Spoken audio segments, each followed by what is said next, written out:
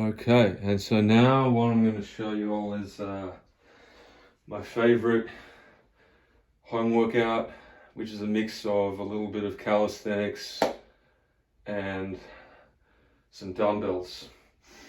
So just using, well, you can use, depends whether you want to work on muscular endurance or strength, or a little bit of hypertrophy, building that muscle mass.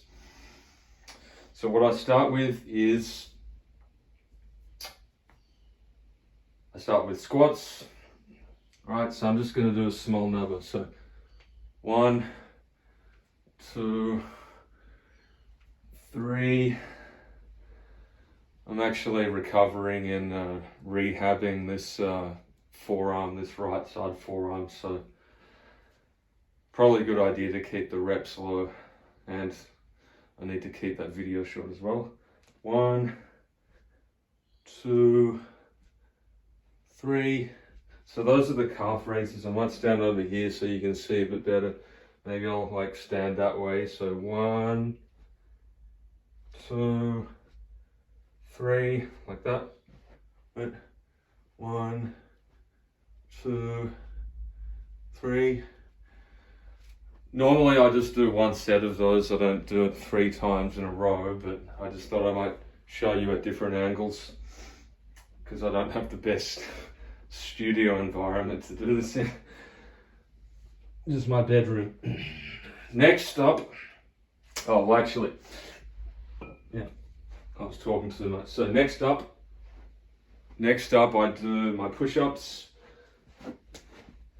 All right, so 1, 2, 3. Okay.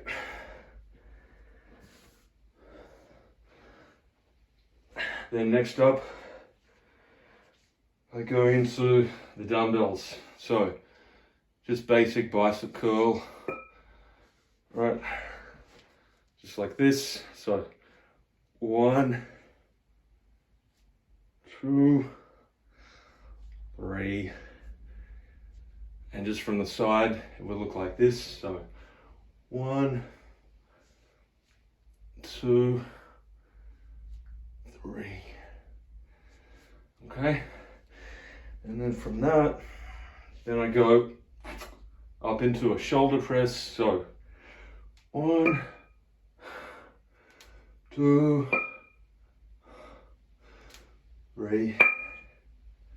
All right, and then just lower those down. Normally I'd take a little bit of a rest, but again, I'm keeping this video short. So 1,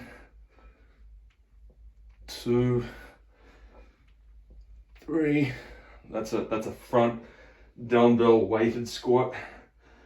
And then 1, 2, 3. So that's a front dumbbell weighted calf raise, of course. And then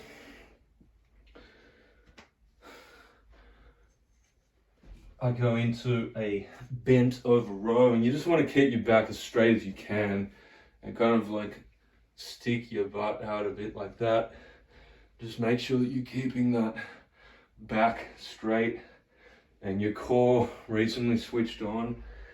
And then you just go down and alternating bent over dumbbell rows. So 1,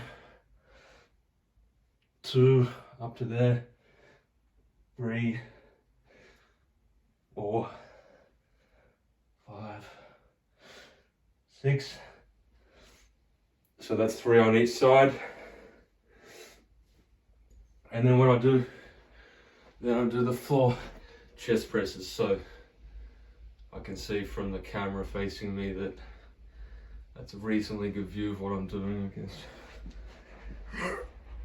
So we'll go down.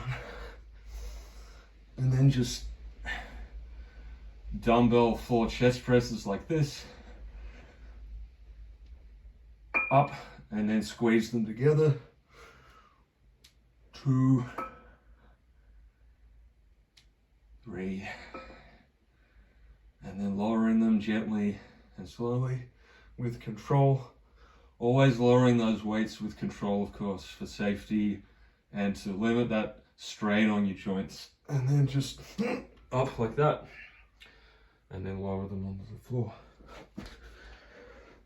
And normally at this point I'd have a little bit of a break, but I'm gonna keep going. So up, and this is when I do a variation of the bicep curl called the hammer curl. Done this for a long time. I really like this for the forearms, this one. So 1, 2, 3.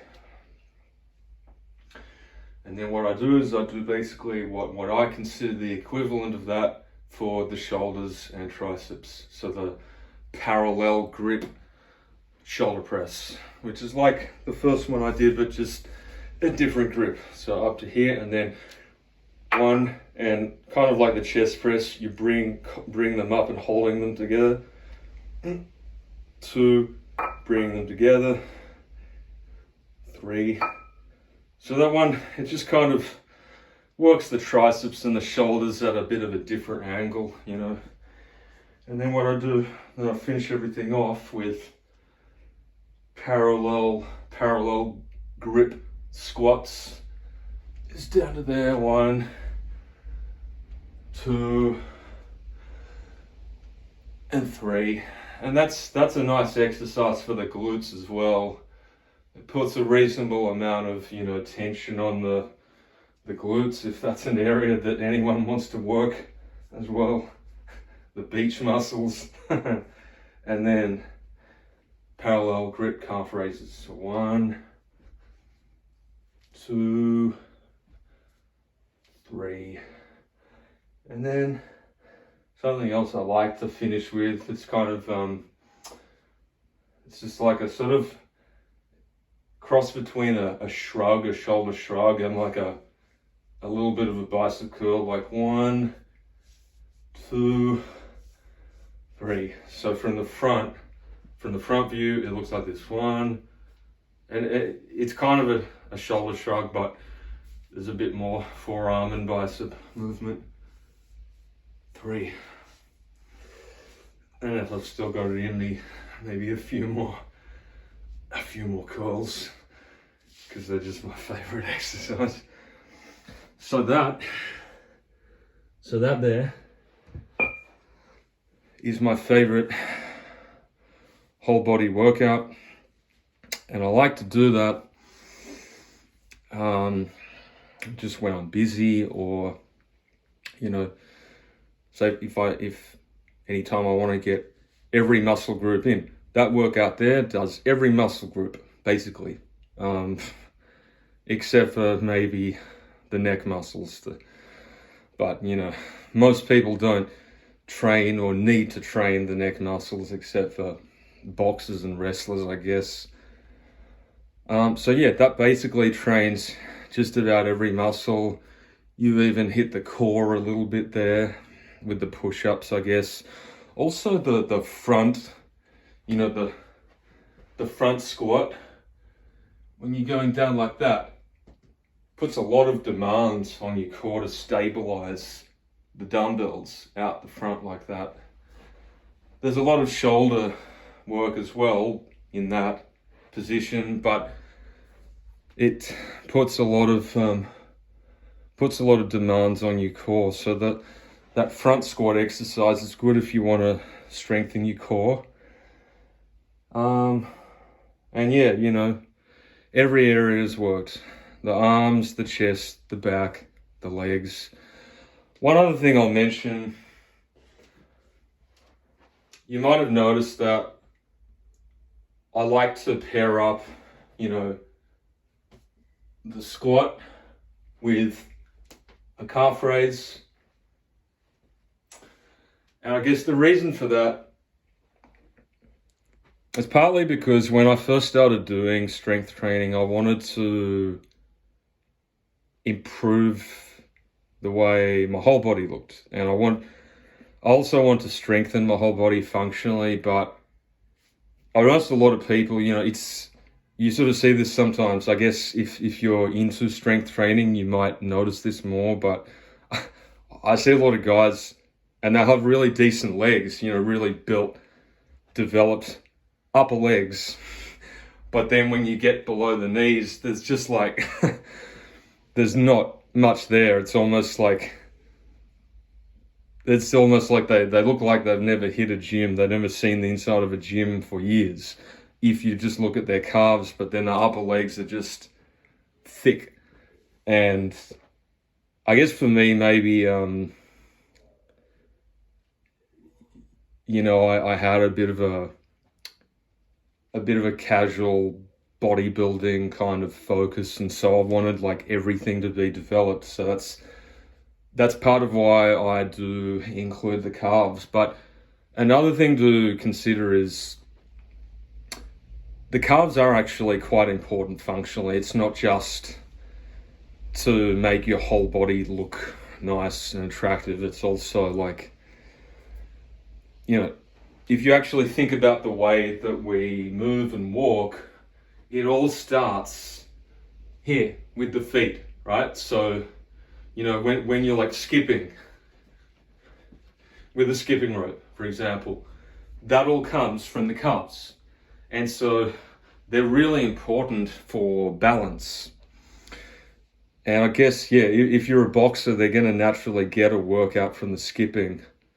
But, I think it's also a good supplementary exercise to include the calves, especially if you wanted to improve your ability to play any kind of team sport like basketball or soccer or American football, depending on where you're from, or rugby, touch football.